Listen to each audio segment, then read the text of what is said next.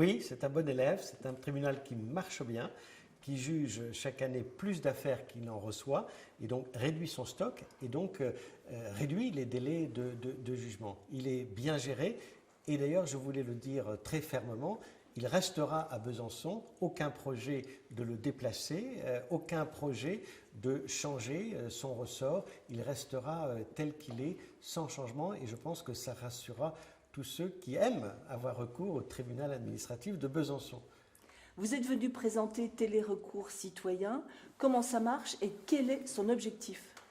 L'objectif, c'est de permettre à tous ceux qui ne sont pas représentés par un avocat, mais aussi aux petites communes, aux associations, de pouvoir saisir le juge administratif en ligne. Aujourd'hui, c'est possible et même obligatoire si vous êtes défendu par un avocat ou si c'est l'État ou une grande collectivité qui est en défense.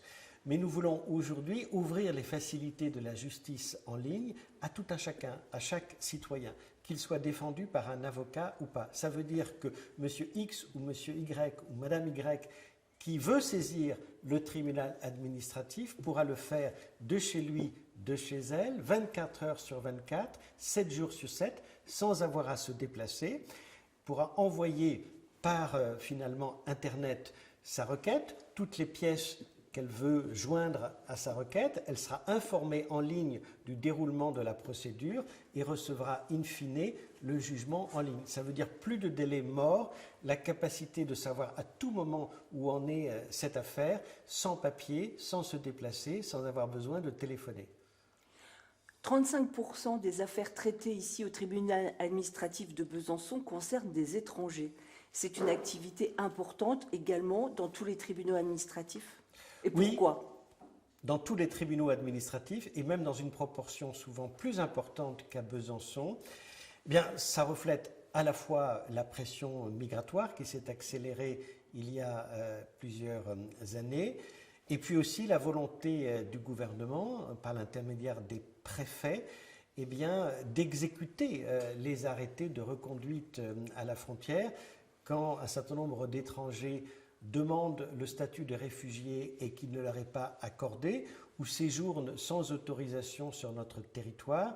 Ils font souvent l'objet d'obligations de quitter le territoire, et ce sont ces injonctions de quitter le territoire qui sont attaquées devant le juge administratif dans des proportions importantes. Et c'est normal parce que c'est important humainement pour ces étrangers qui sont souvent conseillés, aidés, et donc on se tourne vers le juge administratif pour savoir si ces arrêtés sont légaux ou pas. Ce chiffre est-il en augmentation par rapport à l'année dernière et quelle comparaison peut-on établir avec les autres tribunaux administratifs de France?